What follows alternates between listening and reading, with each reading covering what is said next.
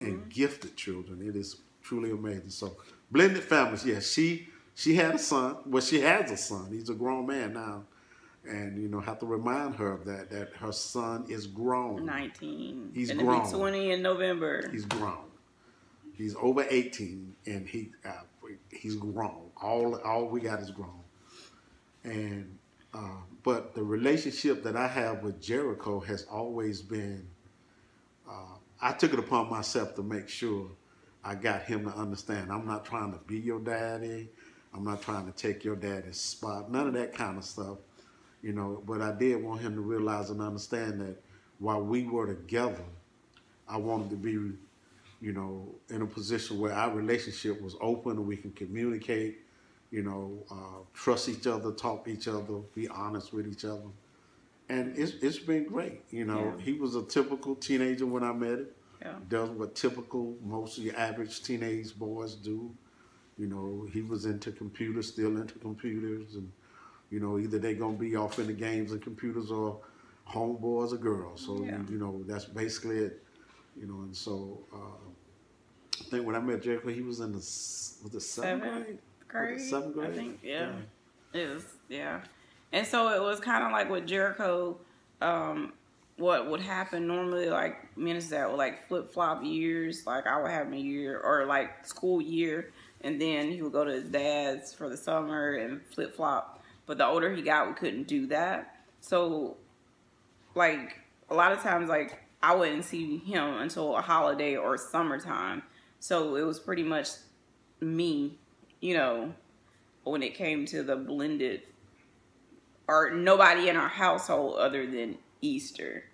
I think with the other two kids, the oldest daughter at first, because the first time I ever met her was at his when his mom passed away.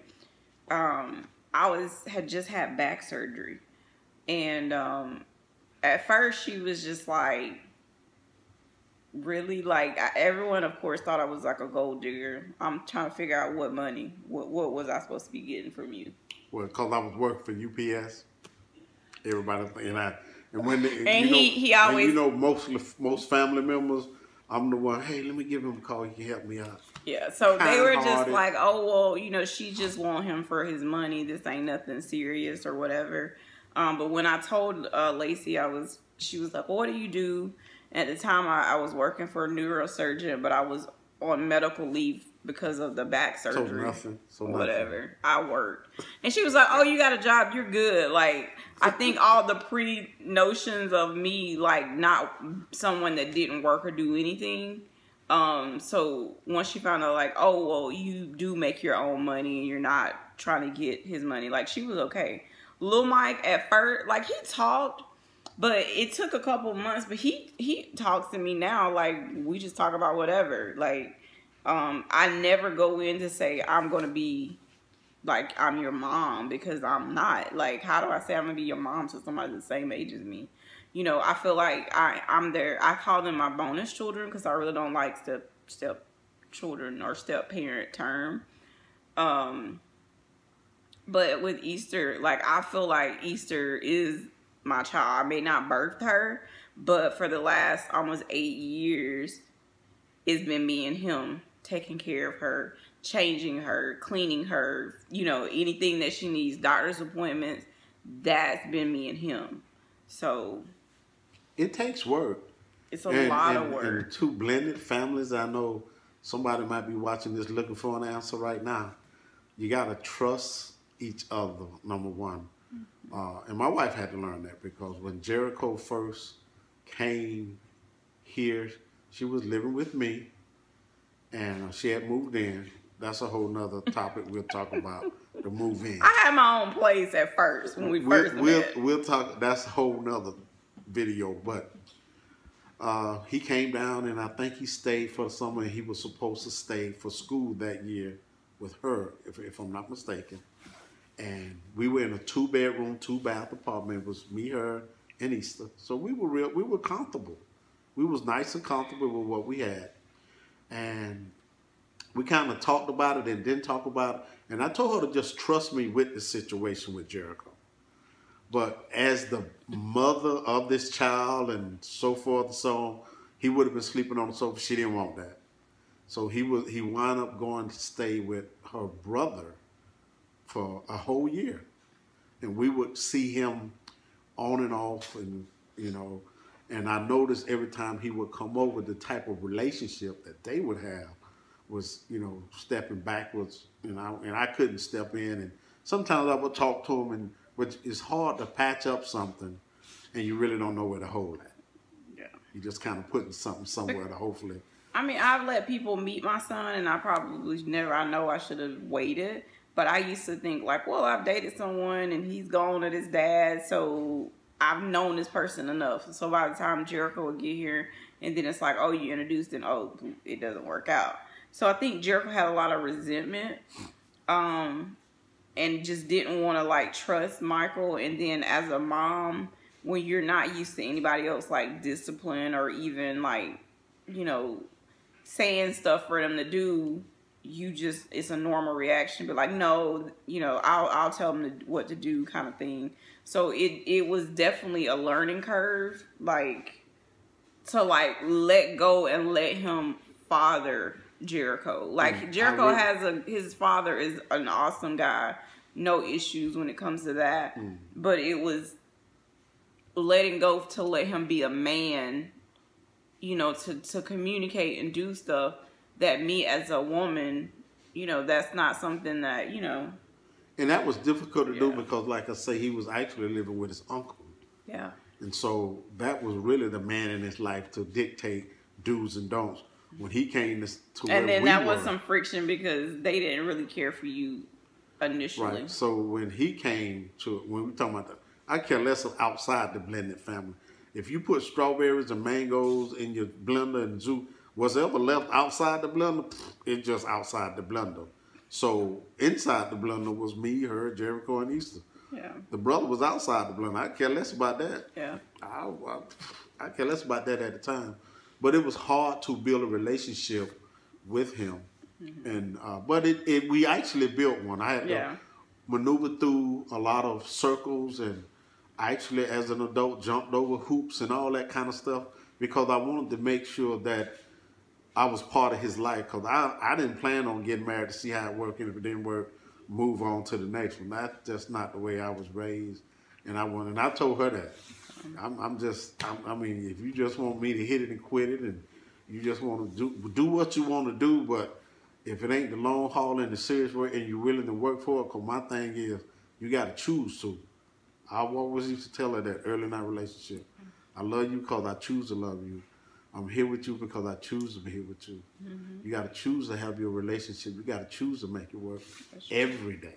Every day, and it's every tough. minute. Y'all know what I'm talking about. Oh, God, it's hard. Y'all know what I'm talking about. So the blended family, you have to choose that. You have to understand what's wrong and what the possibilities of wrong could. It's a lot. It's a lot. It's a lot. I think it's a lot, and it's extra hard when you have a child with a disability. Oh yeah. Because the selfish side of you and the spoiled side of me, it's like we can't do trips alone. Like we can't just say, oh, we're just gonna take a little weekend getaway, let her go over to the MOM, and we're gonna just me and him. We tried that. We did a cruise. It was his family reunion cruise. We tried that. And it was like, what? We were gone for 5 days? Total 7. 7 days? I think the cruise was 4, but we had to drive to like Miami and stuff. So we gave money so, she could be taken care of by the MOM. We arranged for her support aides to go over there to like bathe her and do stuff. Anything to try to make that that week easy on the MOM. That was a nightmare. And I think that literally that was our last trip. How did we drove a rental? Yeah. Down. Oh, okay. Yeah, we did. And then pick one back up coming back? I think we had it the whole time, and we left it and parked in the garage. Yeah. So anyways, so that situation was like when we got back was not a good situation. And it also some stuff happened when your mom died. Like, well, no, before she died, when she first had the stroke. I didn't understand the depth of the mentalness. And he used to say, no, I'm just going to take, me and Easter will go down and check on my mom. I couldn't because I had just had my surgery, I think. I had just had it or something, or was getting scheduled to have it or something. So I was just like, no, just let her go over there. Like, I'm, you know, in my head, I'm thinking to myself, you need to just go take care of your mom. That turned into a whole fiasco of abuse. And so a couple years went past when we did decide to do the cruise. But it is the blended part. How difficult it's been. It was difficult. What I'm saying, like, as a blended family, it's there's not a break. Like, we don't have, of course, the other kids are grown. Easter's grown, but there's not. We have her all the time. Yeah, normality. Our normality is definitely not normal for the average family. And those that are taking care of someone, be it a mom or a dad, because if you have it could be an aunt or uncle, I'm just saying, a member that you're taking over that has Alzheimer's. Oh, yeah. You know the consistent daily routine it is to make sure that life is normal for you and them. That's basically where we are, so to speak. Normality is not, let's sleep late, let's sleep in late today. Ain't no sleeping in. You know, if we sleep until 10 o'clock, we kind of been pushing it back and working it a little bit, but, you know, with a little bit of leeway. But, you know, our normal is not normal for what people consider. And I know y'all are saying with the C19 and the way things are going, ain't nothing normal no more. No, but our traditional, like, you know, some people would say, well, why can't y'all just let somebody watch her so y'all can just go? And it's I've done that for years. Yeah, and he tried that. Very protective. There have been some, and I will say this in the healthcare market. I'm not putting the healthcare market down, especially right now. It's very, very important, and the sacrifice that you guys and you ladies, I mean, every male and female both, making is extraordinary. But when it comes to personal home in care in the past, there have been a couple that have come through and have benefited. Yeah. But y'all know, if you're into that personal health care market, and the pay will... It's horrible. Yeah, and some people, it's hard to keep great people in that field because they better themselves and they move on. Yeah.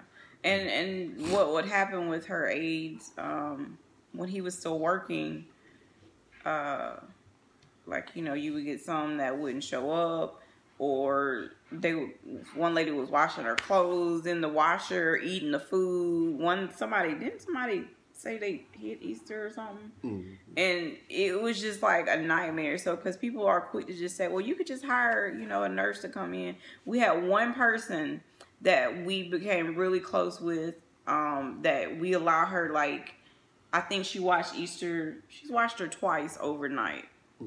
Once was when Michael had neck surgery, and I needed to be there with him. And then the other time was when we did like an overnight, like, casino.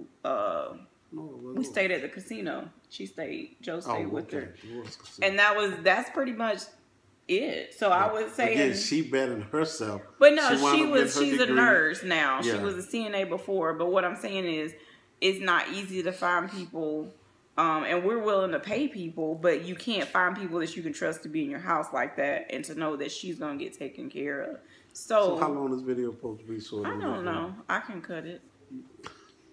So I can do like part 1, part 2. Oh, okay. So I think since we've been together, we've only had an overnight trip 3 times. I don't know. I'd just be glad to overnight trips with me, just I'm us. just saying us. Oh, yeah. So with our blended situation is way different than some people's blended situation. Yeah. So our blended, everything includes Easter. Like, we're happy to go on lunch dates. It ain't blended. We got puree blend. It's just, you know how you blend something. We got, that we got deep down blend. It's definitely it was an adjustment in the beginning, and I think at first it was like it didn't really like hit me as much because I was like dealing with illness. I wasn't diagnosed yet with lupus. I was sick, but I didn't know what was wrong with me. So I kind of think it took my mind off of some stuff, but then like I stopped working. Being sick? No, I'm saying, well, being sick, it didn't bother me that us as a couple couldn't do stuff like without Easter is what I mean.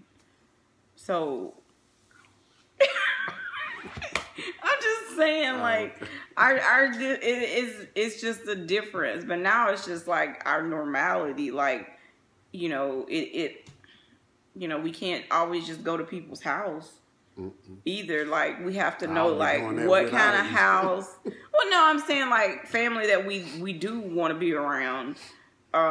You know, it's like, what kind of house do they have? How many steps do they have? Like, could Easter's wheelchair fit? Because not everybody's house is going to be accessible to fit her chair in.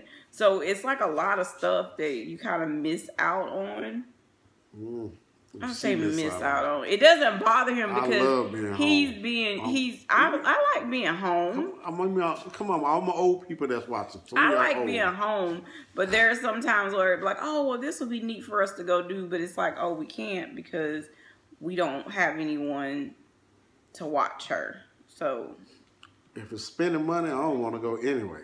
I'm just saying, that's just me. But yeah, that's our story of having a blended family and some tips for you guys.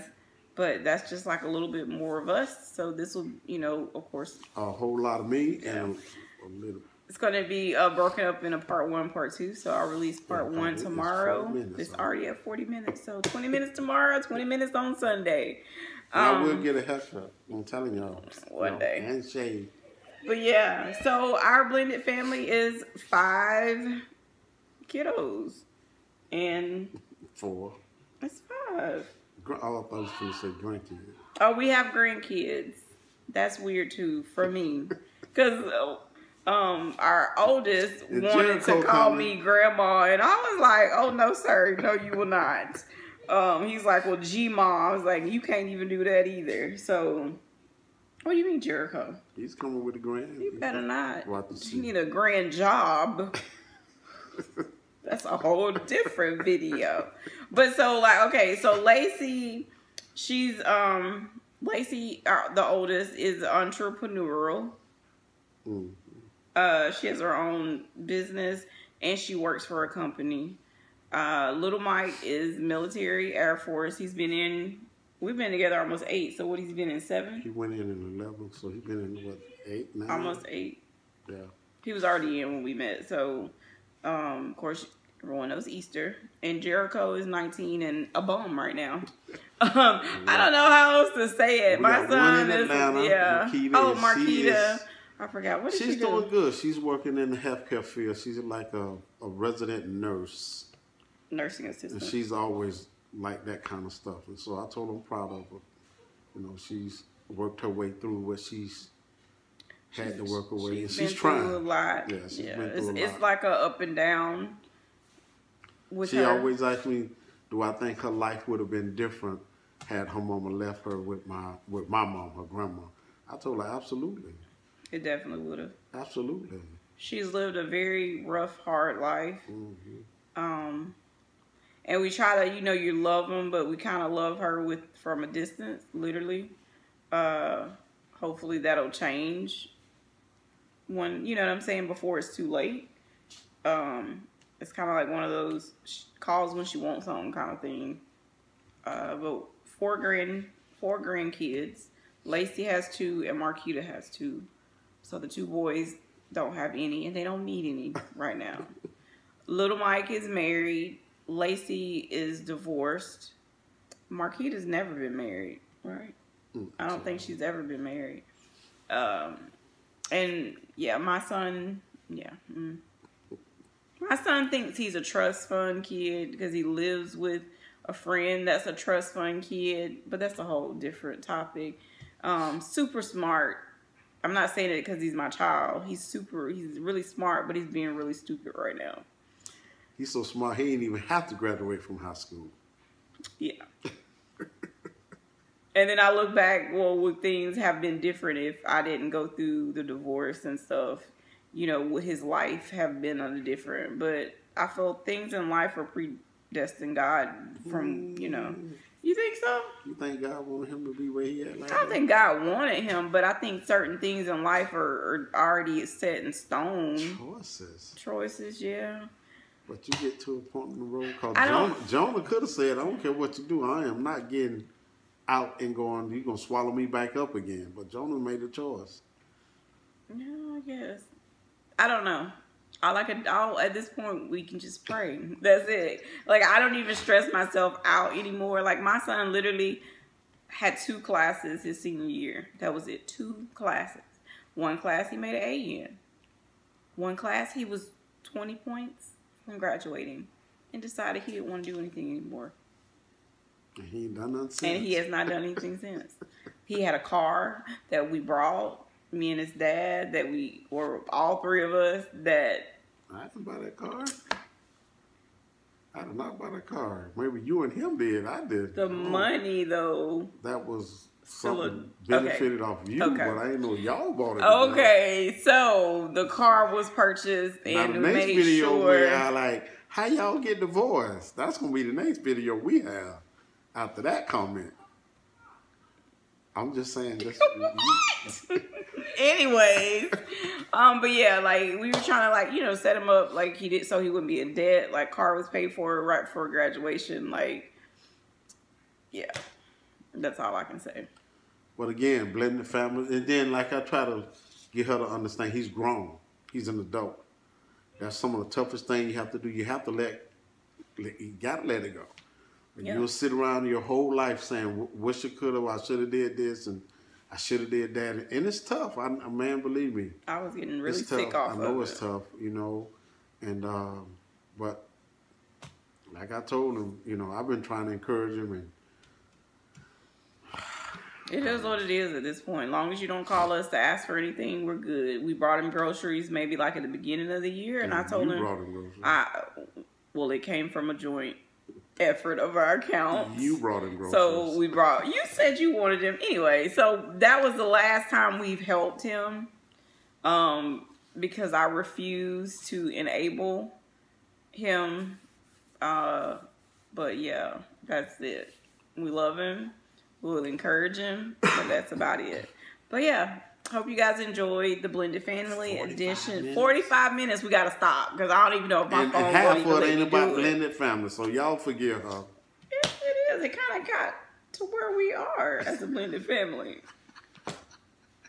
I think because we're tired. Okay. I don't know. Okay. I didn't think we needed a dialogue or a script to know how we became a Blended Family. But yeah.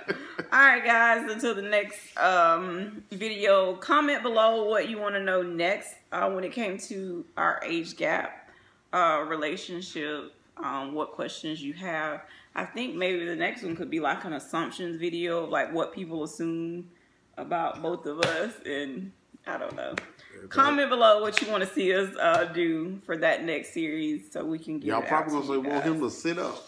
He's so full, y'all. Just a big old plate. Yeah. All right, guys. So see you guys next time. Bye.